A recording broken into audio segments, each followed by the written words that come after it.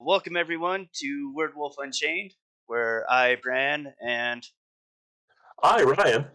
that was a weird way to do that. Talk about horror movies and stuff. What are we talking about today, there, Ryan? Today we are talking about Gonjiam, the Haunted Asylum, a 2018 Korean horror movie.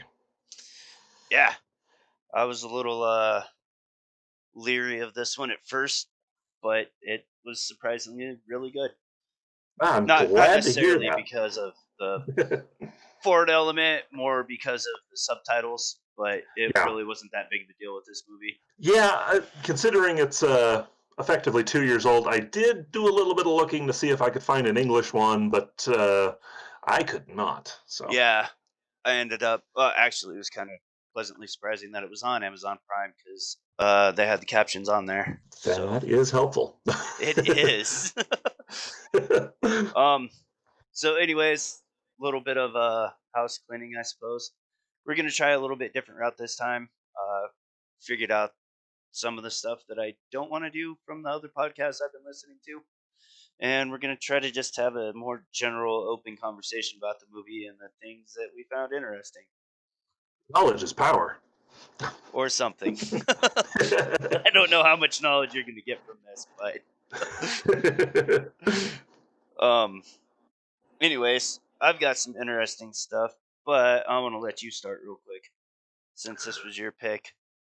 Yeah, so the reason I picked this is because of our first pick, actually. The going from one of the more uh, uh, big and well-known American found footage films that has run itself completely ragged in the form of sequels at this point, Yeah. to something that I think fixes a bunch of the found footage problems. The just the a bunch of the premises in Gonjima set itself up so it's the best version of a found footage that you can almost get, in my opinion. Just about, yeah. Because yeah, because a lot of the conceits that you kind of have to be like, okay, it's a found footage, so at some point you're going to have to just be like, okay, they're holding the camera just because it's a found footage movie. That doesn't happen in this movie, and they even play with it a little bit Yeah, they do in yeah a couple in of ways times. that uh, because of the primary conceit is that it is a web show, and so they throw in a bunch of little Easter eggs, and they only tell you about a couple of them and leave the rest of them for you to spot. And yeah, and it's so well done that even though the movie is kind of long, in my opinion, it uses its time really well. And I mean, it characterizes its small cast. It does a really good job of informing you of who these people are and kind of why they're there, and you can kind of guess about some of the stuff that might be going on behind the scenes about these people, even though they don't even touch on most of it. But it's yeah, Yeah. that's kind of why I picked this when you put it to me. Yeah. Get a little bit of backtracking there. So it is like you were saying, pretty much a web channel or maybe a YouTube channel, if you will, too. Yeah, Um, horror times. that they seem to be investigators in paranormal stuff. Sometimes they're just debunking hoaxes. Other times like this movie is set up, they actually go to investigate some of these places. And it's not really given, but I think it's safe to assume that they hire a group of people to go along with them. So that way they have some genuine people and it's not all just their crew.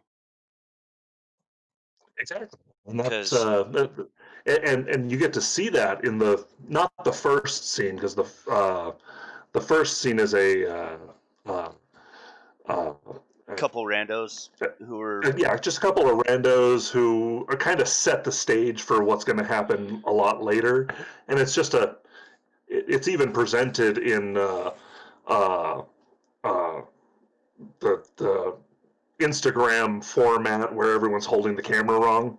Yeah. And they might be real amateur YouTubers, maybe just doing it for the sake of it Yeah, and or whatever. South Korea's YouTube personalities are a lot different from ours here. sure.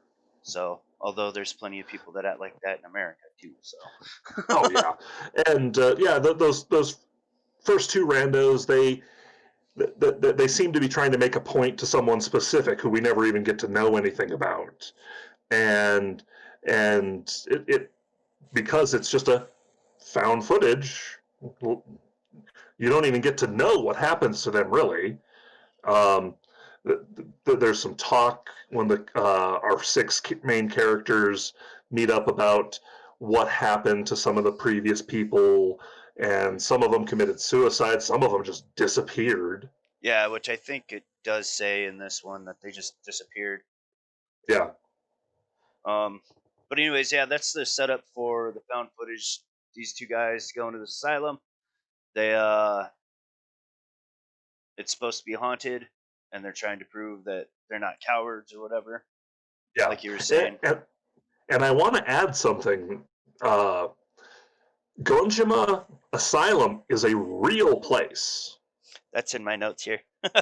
Yeah, and there are videos that I saw before I knew this movie existed of really kind of low key, because I mean a lot of YouTube haunted videos are like you're like 95% certain it's fake to some Yeah. degree because it's but these are like super low key, and it's just the difference between two people going through it and being like that door wasn't open, or something really that really simple that's if you were there would be probably very disconcerting. Yeah, But right. Met yeah, a few of those and situations. but yeah, that's actually what caught my attention about this movie is I saw a couple of those videos on a couple channels, and then I found out that this was a real place, and then I Yeah. found out that there was a movie, and I'm like, okay, gotta watch that. Well, and to add on to that, the CNN list that they're talking about in the beginning Yeah. is an actual list. See, I thought about looking into that, but I didn't. So that's awesome to hear. I kind of just stumbled into some of this information that I have here, and most of it deals Yeah. with the first 10 minutes or whatever, with Yeah. the horror times and their breakdown and their introduction of what's going to happen. Yeah. But the time setting of when the hospital was operating in real life versus the movie Yeah. is way off. Oh. I believe it closed in 2002, and that's when the Okay. rumors of the patients committing suicide and all that were active. Interesting. So, Yeah. It's a movie. Some of it's going to be fiction, even though it might have well, real world connections and stuff. So. let's get into these rural world connections. Holy crap, that's a mouthful. um, the time period that they talk about in the movie for when the Gonjiam was active is actually 1961 to 1979. And I want to preface this with I didn't go looking for any information. They talk about the building being bombed during the war at one point, Yeah. and that's what got me interested in looking because, to the best of my knowledge, since the Korean War, South Korea, even North Korea, hasn't really been engaged in anything major. So Okay. I was trying to figure out which war they were talking about, and after the Korean War, there's a lot of there's a political vacuum essentially, and a lot of Yeah. back and forth. And there's this gentleman, General Park, who uh, executed a coup d'état and took power in May 1961. and as most of these people are, was a terrible dictator and did a lot of horrible stuff to people. And there's a coup d'etat and an assassination on him that occurred on October 26th, 1979, which is interesting because that's the time frame that they highlight for this being Oh, active that's in the good. movie. Okay. Additionally, and they do comment on this, but I don't know about in real life, but in the movie they comment that his daughter is the director of the asylum, which Uh, plays into things a little bit. yeah, yeah, that's. However, in real life, um, and this is where they I comment on it. totally missed that from the movie. So that's Yeah, kind of awesome. it was like the second or third time of me watching it to pick it up. But his actual real life daughter, or one of the four, was president from 2013 to 2017, and she was impeached in 2017 for corruption and all kinds of other things. So it's just something I found interesting.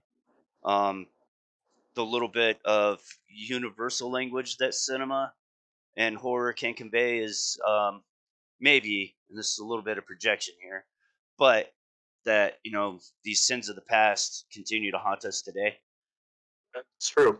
Some things never seem to go away. and and I obviously don't know a whole lot about South Korean culture, so I don't know Yeah, if there's a thing like after the Spanish Civil War, yeah, how their dictator um, really controlled speech. They didn't have free speech for a long time. And even after he died and they got a more democratic government, the people who had lived through the Spanish Civil War didn't want to deal with it. And yeah. so you weren't allowed to talk about it or make movies. Um, and I think that lifted, it wasn't too long ago. I think it was within the last decade or two, maybe. That makes a certain amount of sense.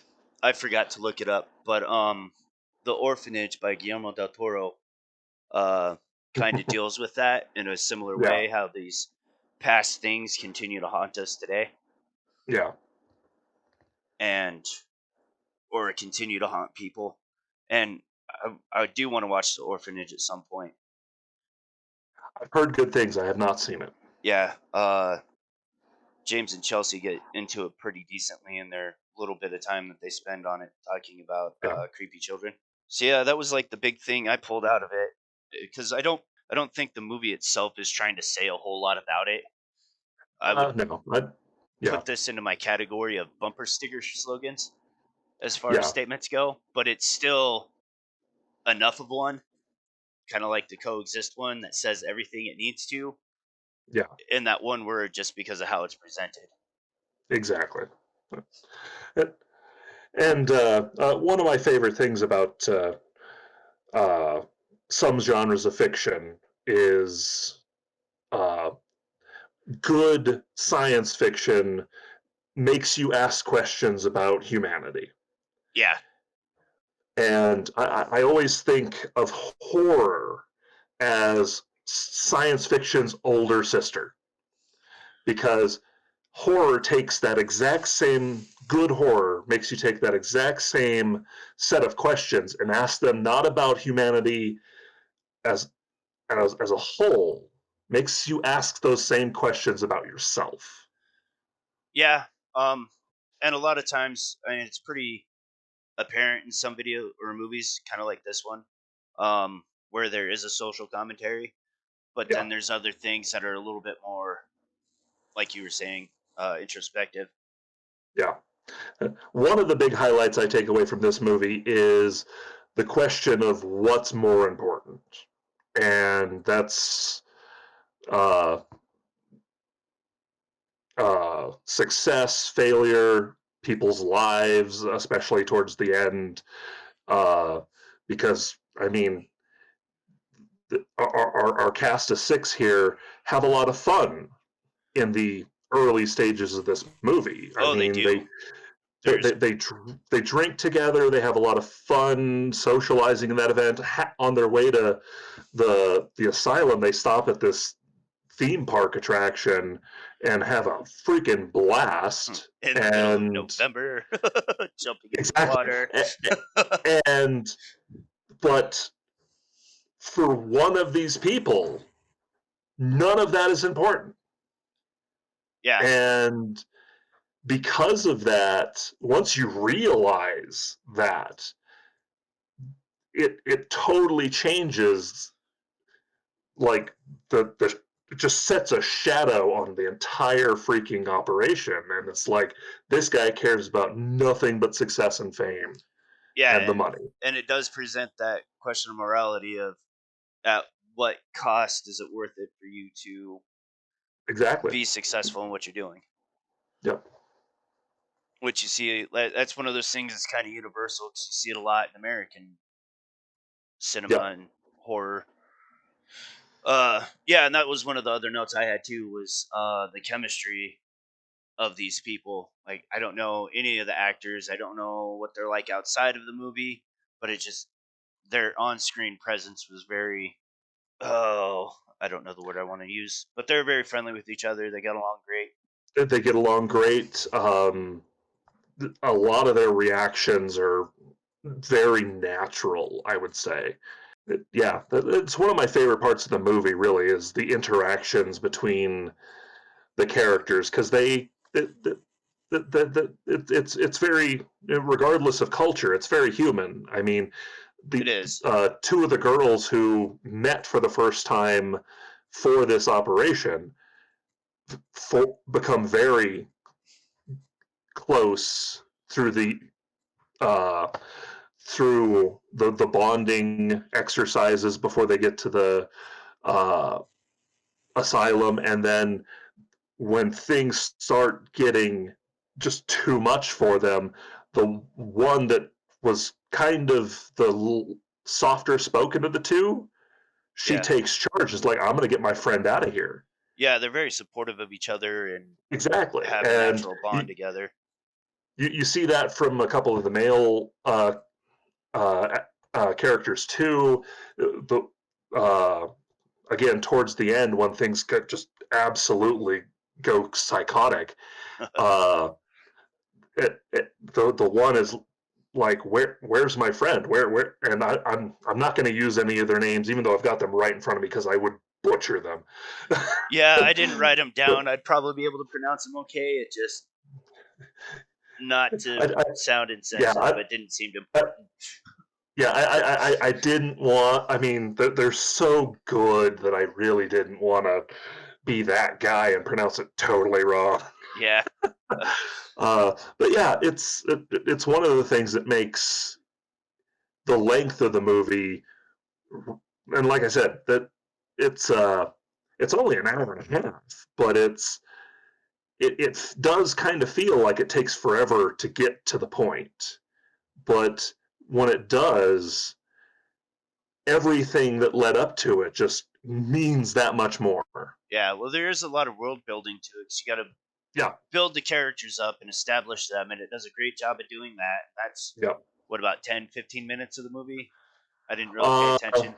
Feels like it was only that long, but it seems like a blink of an eye, but I'd almost say it's probably closer to 20-ish minutes, 25 yeah. possibly. And But then you got a few minutes of setup in the woods, yeah, and then they some more set up their bonding base there. camp tent, and then well well, they're setting the stuff inside the tent up. Two of them go to set up the CCT cameras that they're going to use inside the place, which again goes a long way to the found footage conceit. You always have a camera that is catching something, and there's no real stretch of reality onto why. Yeah, other than that one moment. There's a yeah, there's that one moment, but at the same time, that one moment goes to the what the hell's going on factor, Yeah, and and there's it is actually very more than intentional and done one. for that reason. Yeah, there's more than one moment where they're picking up, and since we're on that, might as well bring it up. But so they go through uh, the asylum in a very systematic manner. They're like, okay, we're going to send a couple people here to this hotspot, a couple people here to this hotspot. There is a character who I can mention the name of because it's an English name, Charlotte. Charlotte. She's a American who is spending time with her family in Korea, and she's a horror aficionado. Uh, what was it? Was Gonjiam her fourth or third It was her on the fourth one. list? Fourth one.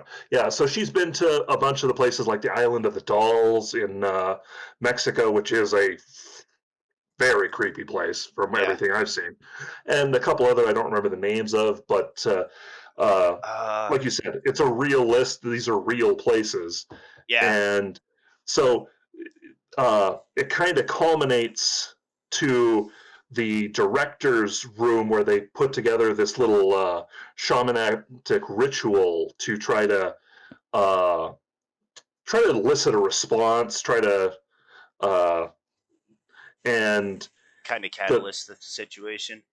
exactly. And my favorite part about it is, oh crap, I brought up Charlotte because she wrote her name on the wall. Yeah. She wrote her name on the wall next to some graffiti that said, "They live."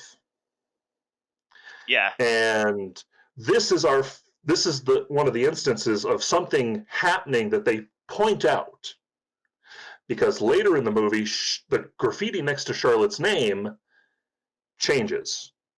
Yeah. It It changes to changes they to, die. yeah, to "they die." And the chief, the guy running the whole thing, he compares the footage from then and earlier, and he lies to his crew, Yeah.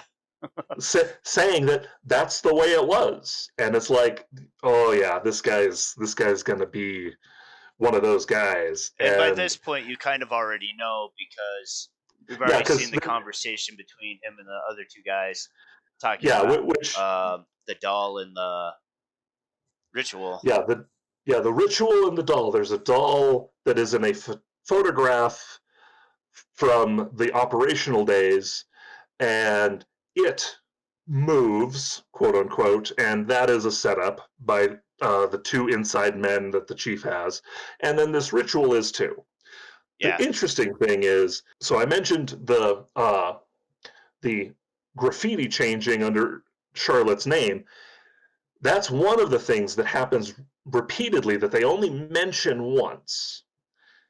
The other thing is during the ritual, the chief receives a what he thinks is just at the moment a weird glitch of the digital photography coming in from the cameras, Yeah. because and for the viewer too, for just a moment you're like, is there something wrong with my Yeah. what There's I'm quite a seeing? few Because times that I yeah, had because to it kind of question if digital it was my out. stream or.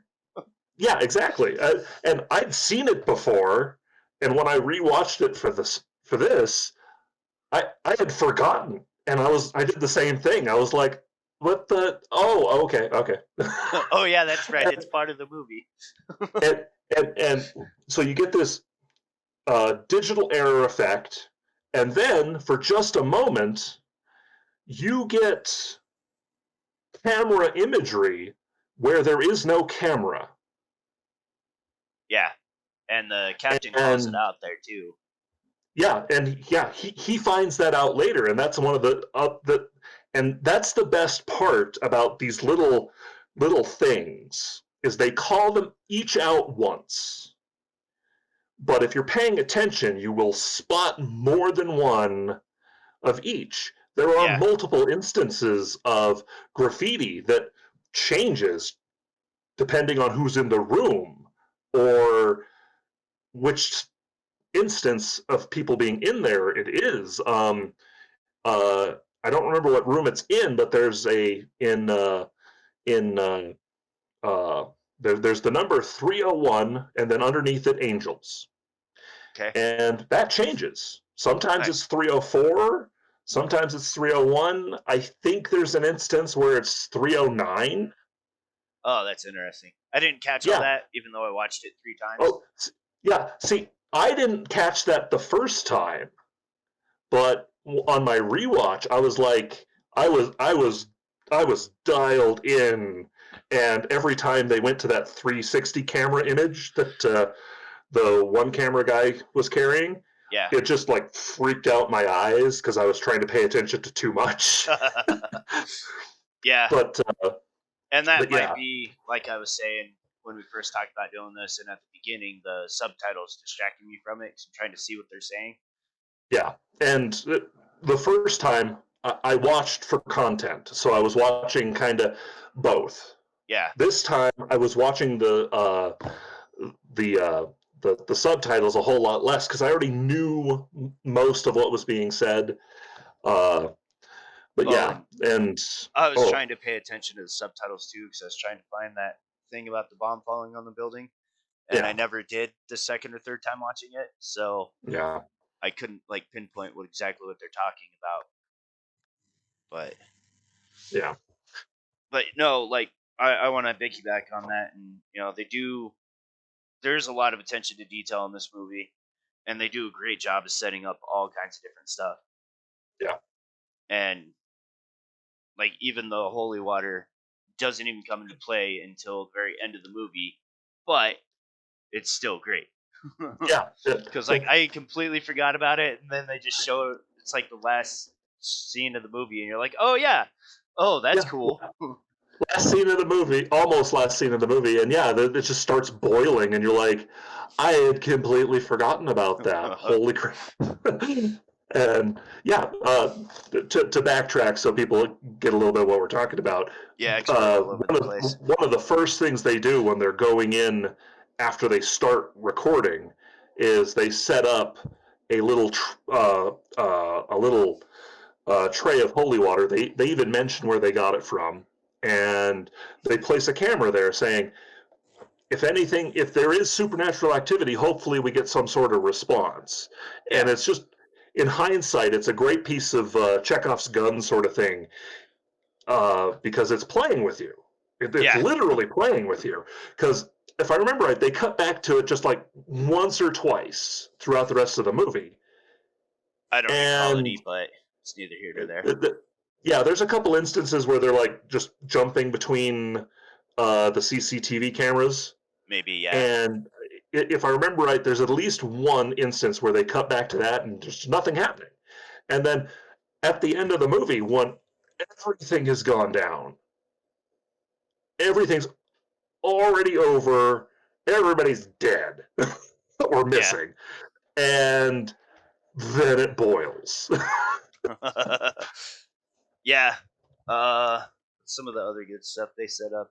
I noted a few things that really stood out, like the door slamming, the very first instance of activity, Yep. and they don't really talk about it a whole lot, so it leaves it ambiguous because they don't confess to it when they're confessing, and Captain doesn't Yep. talk to him about the door slamming, Yeah. which is a nice little touch.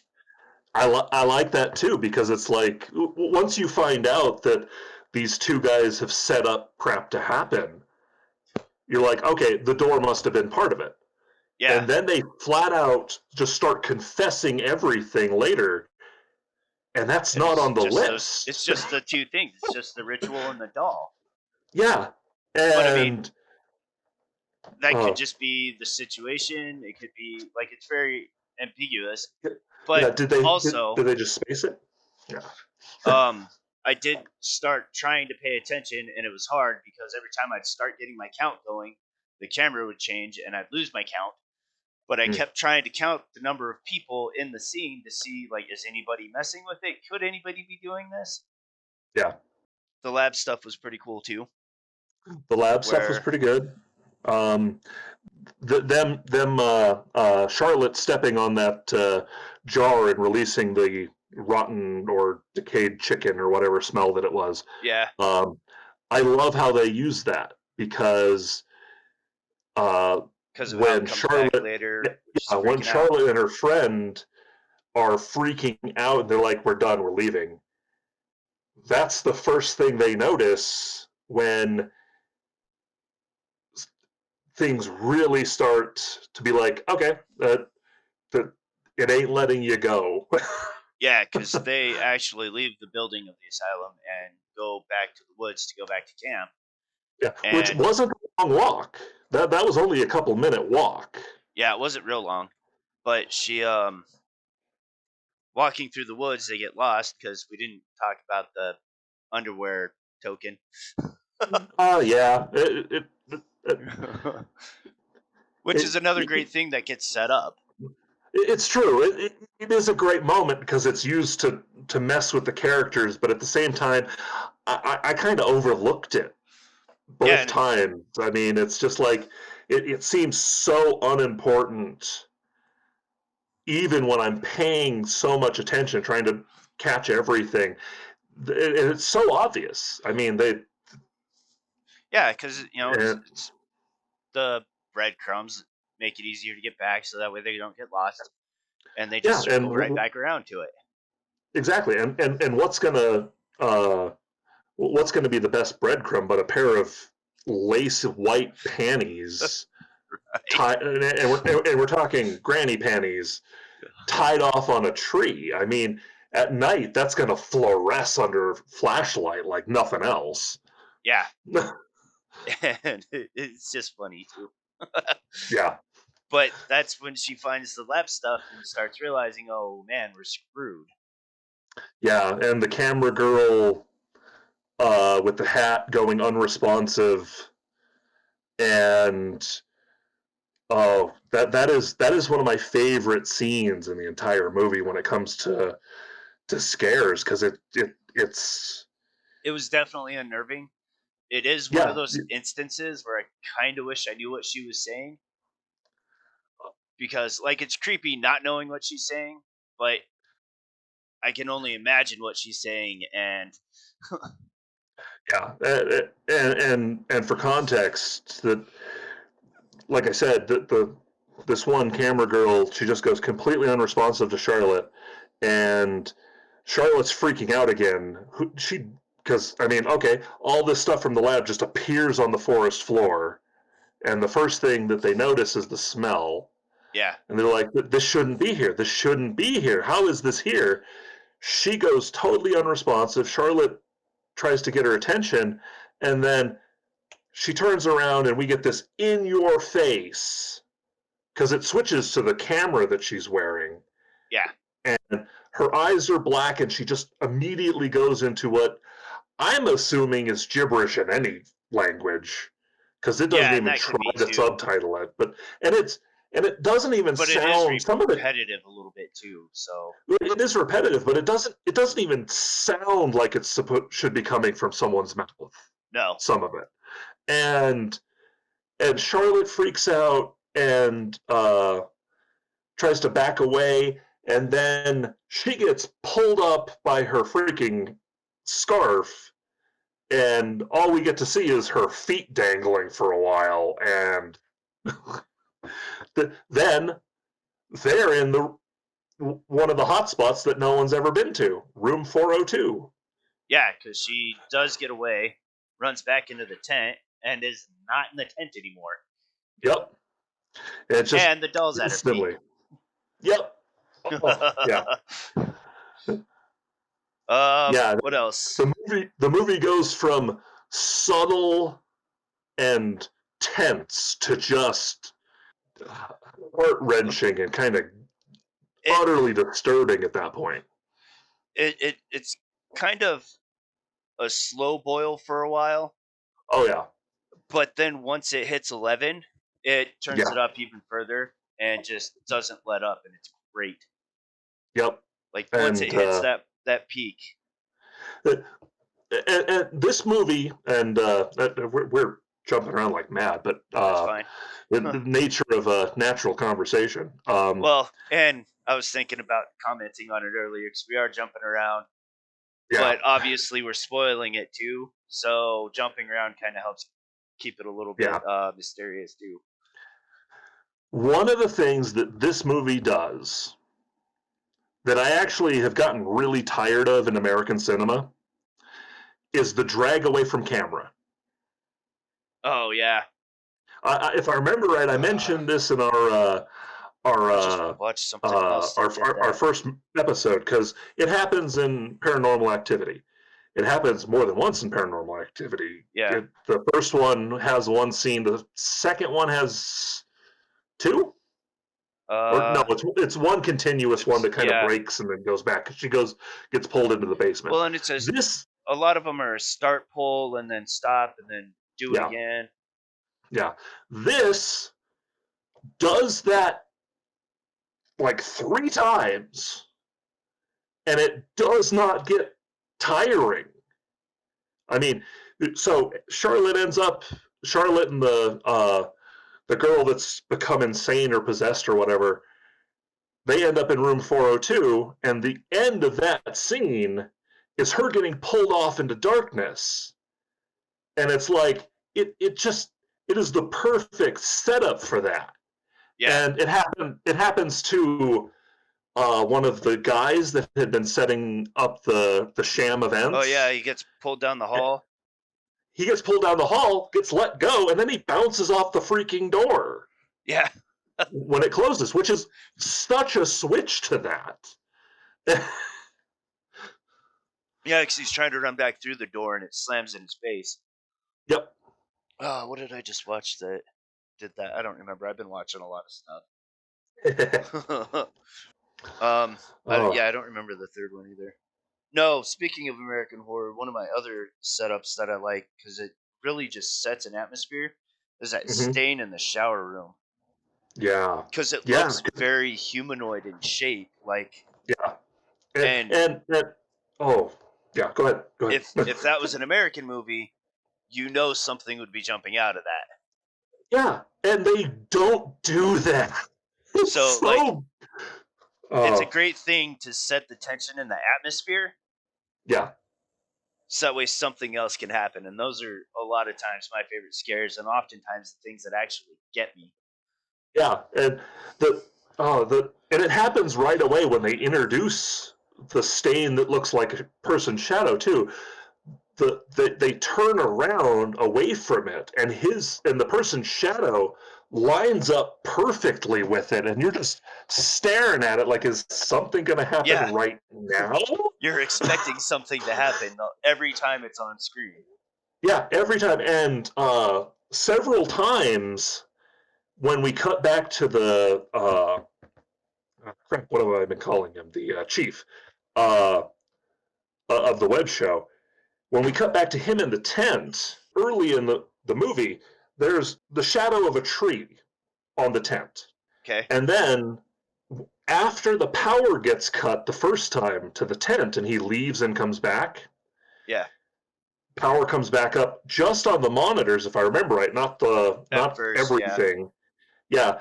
And the shadow is no longer of a tree, but it looks like the outline from the shower room. Oh, I missed that. Yeah, and I don't know if I'm reading into it or if it's intentional, but it was just so close to that I was like, oh boy. Isn't that close to when they're in the shower room at one of those points? um I don't remember offhand. uh the power goes off for the first time after the ritual, if I remember Yeah, it's like correctly. right after the ritual because that's one of my notes is that things So do start happening because you get that big gust of wind in the tent and then yeah, the fire starts and yeah, then he loses power. yeah, and that's our first instance of the idea that it's not just in the asylum. Yeah, the whole That area yeah, around it is. yeah, that's the first hint that you're not going to get away from this. Yeah. And but again, they're so subtle about it that that wasn't even my thought at the time. Oh, I But picked up on that right away. yeah, I'm like, oh, yep, here are the woods. Oh, sorry, Kanan. Uh, and then it did come back like when they were running through the woods later. Oh, yep, yeah, you're screwed. yeah. But Oh.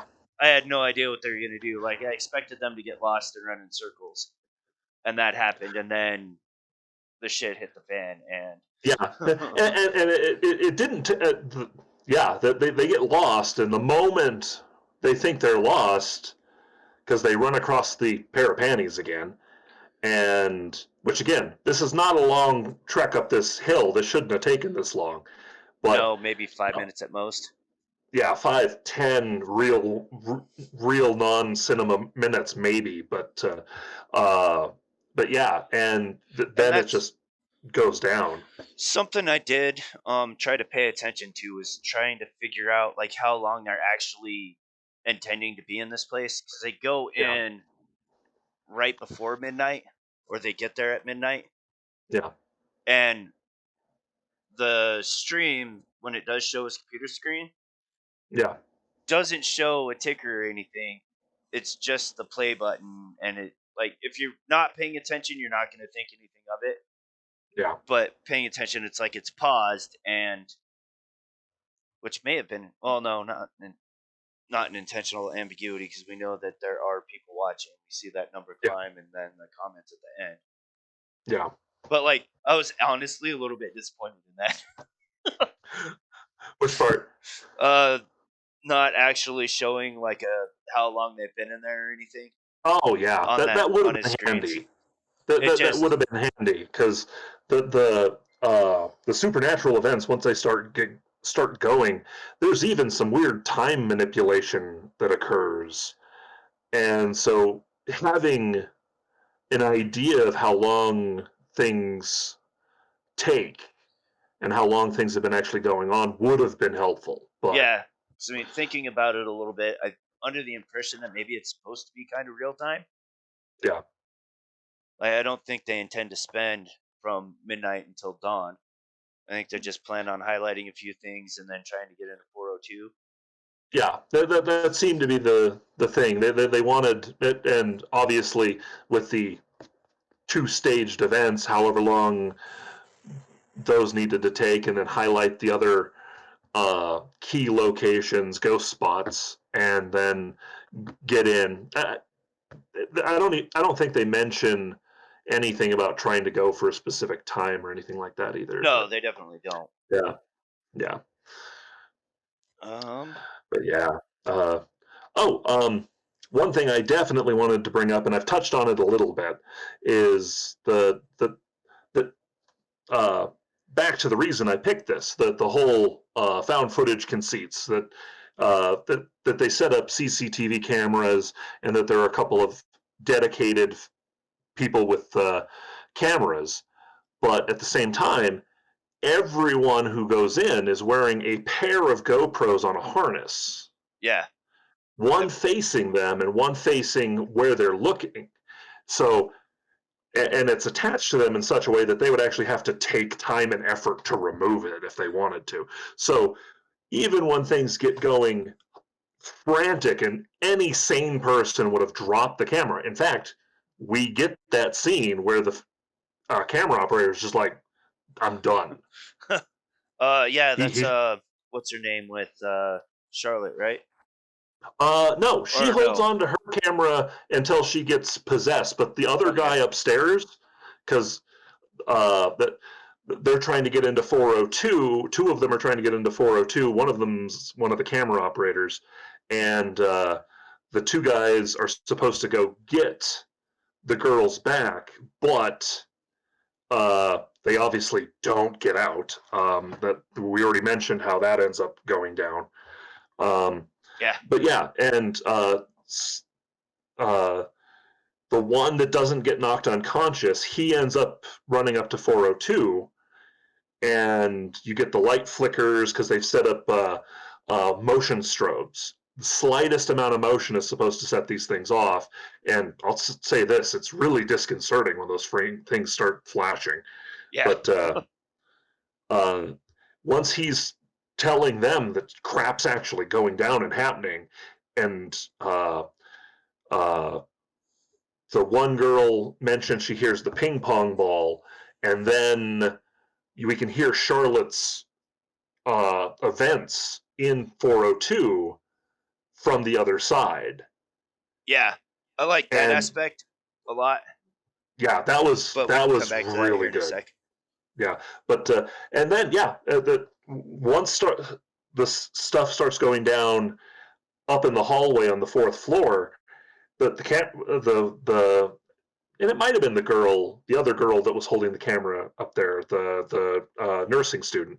Yeah, Um, but yeah, stuff starts happening. The lights start flickering. One of them tries to get away, but can't, and she just drops the camera. And yeah, we even get to see through it at one point later because all of this is getting streamed to the chief. But yeah, we get that scene where it's just like, I'm done. yeah.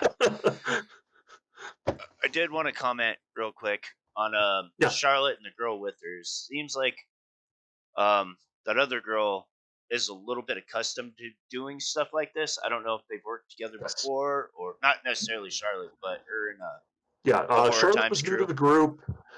Charlotte, the nursing student, and the the sketchy guy, the one that gives us our first jump scare when he sees uh, the wig in the tub. Oh yeah, Yeah. Um, which those three are volunteers.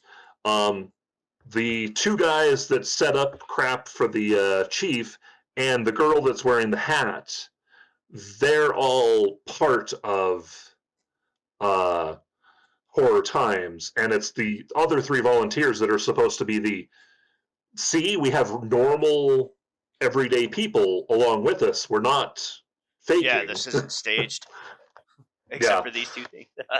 Anyways, except for these two things. um, no, it just their chemistry, and they might have like off camera set up something to do too, but their pose at Yeah, the end of the one was like, there's something there. yeah, um, what else was I just gonna say? I forgot. that Um, happens. but what I wanted to about Charlotte in room 402, how we see what happens, and then a little bit later it shows it kind of rewinds. This is where it gets into the time play a little bit, but I think Yeah, that's just the movie doing it. yeah, Because it's hard to show those two things, although that would be interesting. Um, we cut back and we see what's happening on the other side of the door, and that they don't know what's going on until Charlotte starts banging on the door, yeah, which scares the crap out of them. yep. As far as they knew, no one had been on the other side of that door. Yeah. Uh, Yeah, as far as they know, nobody can get inside. So for Charlotte to be in when they're there working on it is just, I could only imagine. yeah, right.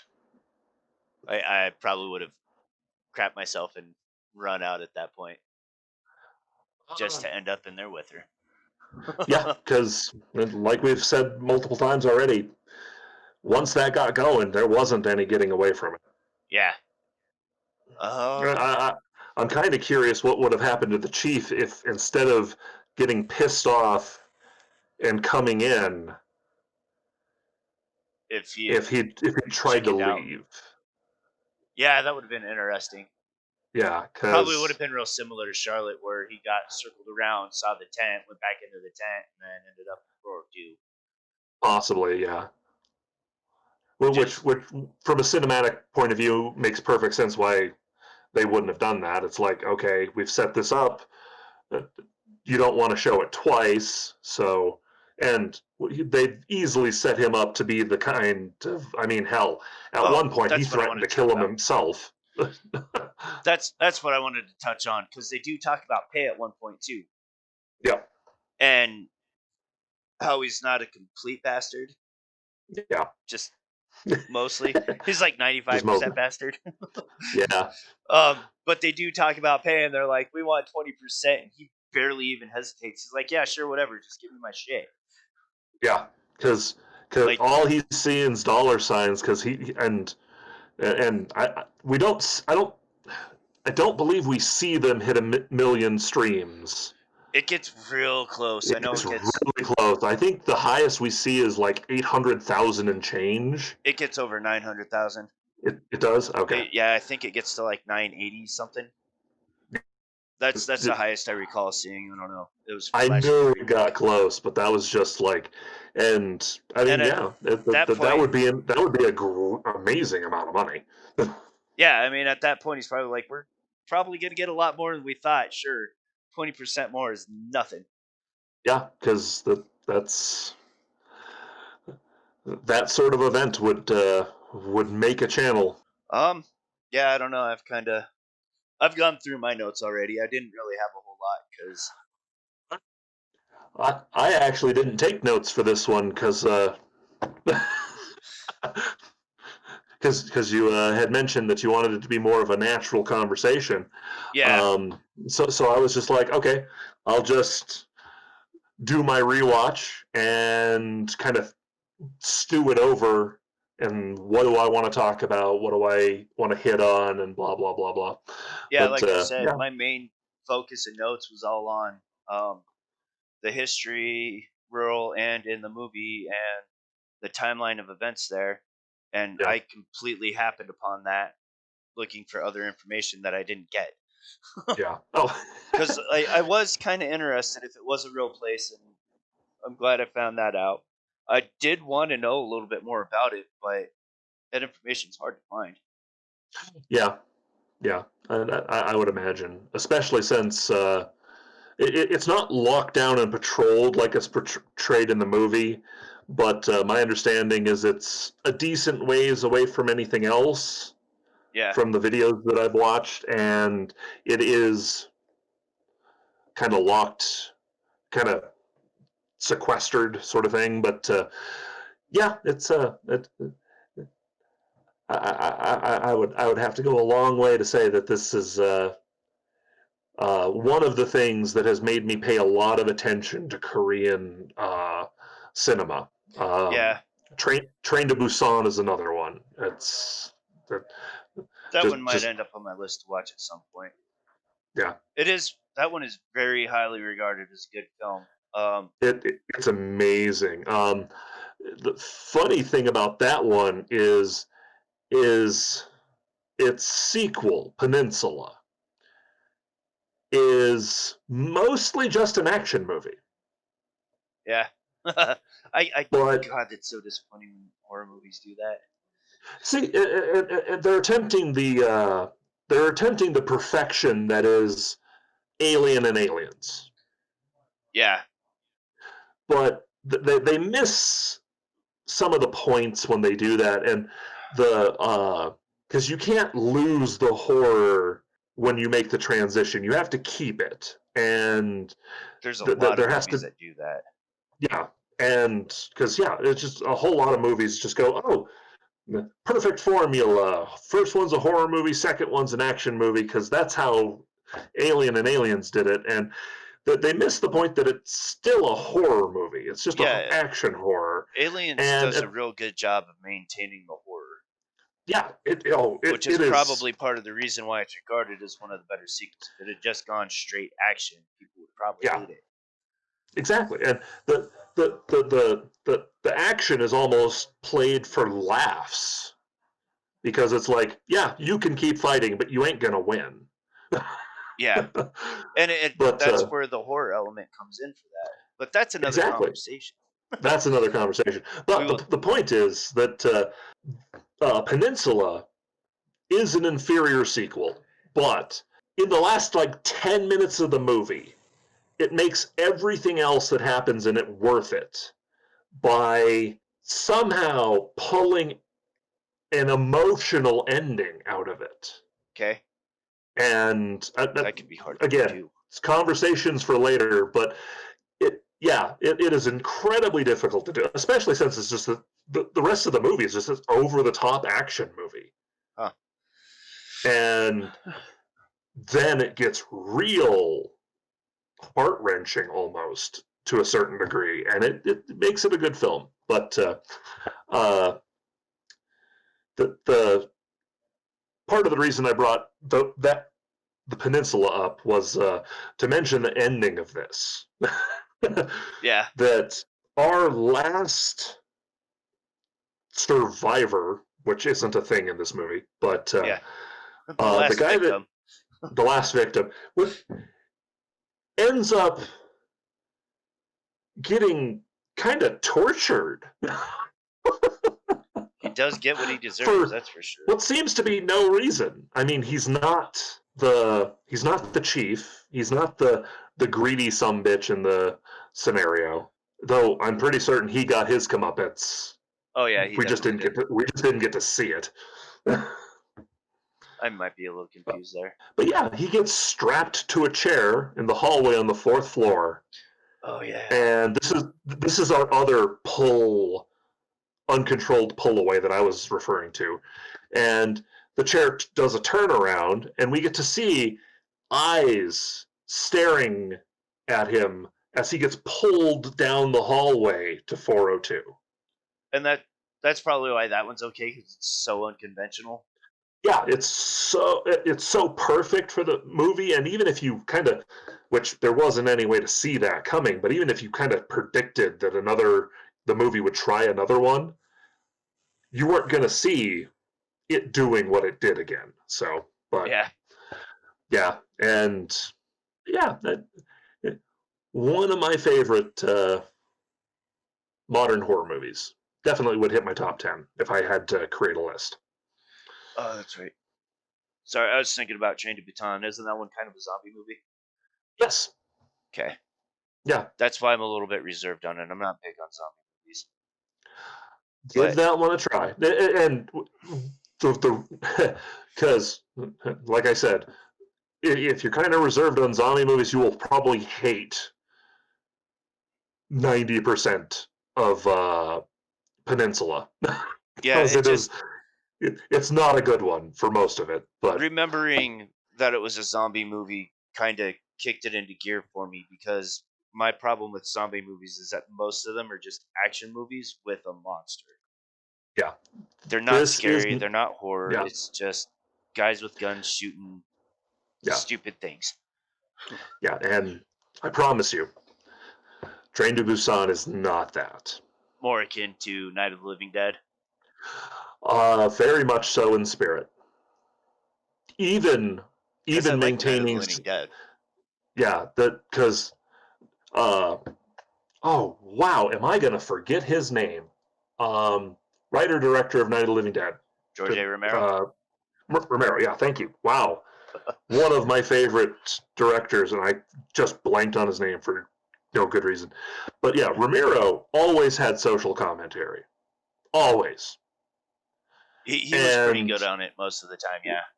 yeah, and Train to Busan does and unless you, as an American, unless you look into it, you won't catch some of it. But it has a lot of social commentary, Yeah. and and even if you don't understand their that portion of the movie, you will pick up on a lot of what it's trying to say anyway, because some of it's just universal to some degree, and because it's doing what I was mentioning at the beginning of the stream. It's forcing you to ask very deep questions about your own humanity. Yeah. That's fun sometimes. Yeah. Yeah, I don't really have a whole lot else to say um. about this movie. I have plenty to say, but not about this movie. Yeah. I guess if I was to force myself to say anything else, it would be that it is a near perfect exercise in found footage horror Yeah, it because does that it addresses very all the well. things that we've talked about multiple times, and at the same time, like you said, it's got the slow burn portion, and then once it cranks up the volume, it doesn't stop at 11. It just goes and keeps going until that last couple of seconds. It goes And until it's the speaker in Back to the Future. yeah, exactly, just boom. And partially speaking, mostly to the audience on this part, if you watch this and enjoy it, hit YouTube and find some of the real videos on the Gonjiam Asylum, and you'll see where they took some of the ideas for the slow burn portion of the movie. Yeah, I might definitely have to check that out too. I didn't think about doing that at all until you brought it up earlier, Yeah. which is funny because I like watching that kind of stuff. Oh yeah. What my current favorite channel is Nuke's Top Five. And Yeah. every 2 weeks or so, he puts together. And funny thing is currently he's still calling it the top five, but it's like 6 or 7 videos most of the time. But Well, you because got your top five and then the honorable mentions, right? oh, of course. And the best part about him is he doesn't try to convince you that any of it's real. He's like, "What do you think?" Or sometimes he'll play with like the audio or the lighting of a video to try to make it uh, more obvious what's happening. And it's like, and he's really good about. I don't know how someone would fake this Yeah. and stuff like that. So Yeah. I'm most of these channels I listen to when I'm taking a nap, which is kind of weird, but I got Scary Mysteries and Corpse Husband and Mr. I've heard that one. Nightmare, and I just got onto Unit 522, and they all I play with haven't heard of that that kind one. of stuff. Yeah, he's pretty decent. Oh, and Lazy Masquerade. Um, Haven't heard that one either. they don't specialize in any of this kind of stuff, but occasionally they'll throw a video up that deals with it. Yeah, Mostly they're Reddit stories or submitted from listeners or whatever. yeah. And obviously, there's some room to question the validity of some of that stuff, but Oh yeah, it's still real interesting listening to that. And that's going to go into one of the things that I want to talk about. That's not specifically a movie, which is yeah. the tropes of horror movies. Oh yeah. But yeah, I give this one a thumbs up. Not that I'm Siskel or Ebert or anything, but definitely go watch it. It was good. Got me a lot more interested because I tried to get into some of the Asian horror while I was in the Navy, especially when Yeah. I was in that part of the world. Yeah. But I don't know if I found bad stuff or I just wasn't mature enough or in the right mindset for it. But it didn't grab my attention. Yeah. So, I can see that. anyways, I think the current plan, unless you have something more specific you want to do, wrap up the next two um, paranormal activity movies. Absolutely. Are we Just going to do them as a one shot again, or split them up? no, especially doing this format, I've got enough to say about each of them individually, and they Yeah. aren't as tied together Yeah. Unlike as the the rest. first two, they're not quite as integral to each other. But yeah, we'll wrap those two up, and then I kind of want to talk about A Quiet Place because I got some shit to say about that movie. Uh, I would be happy to watch that again for all the good and bad reasons. I've watched it 3 times in the last 2 weeks, maybe. Yeah. For well, I wasn't going to get into it, but I've got the minicon thing coming up, and I'm doing a panel there. And I decided I just pulled up like 5 lists and found movies that were on all of them, Yeah. and I've been narrowing down from there. And A Quiet Place was on there, and I'm like, cool. Okay. I kind of know this movie. I spoiled it for myself enough because I'm an idiot, and that was one of the reasons why I watched it. But then just watching it, I'll save that for the conversation. But I just had to watch it for other reasons, and I wanted to watch it again just to make sure I wasn't missing stuff. Yeah. Because I saw that one in the theater. That theaters. Oh, what are those? Jeez. I know, right? Like I said, it's been since Last Jedi since I've been in theater. That was a while ago. A little bit. So yeah, that's all for Gonjiam Haunted Asylum. I think. Who knows? Maybe we're stuck there too. Oh. Yeah, right.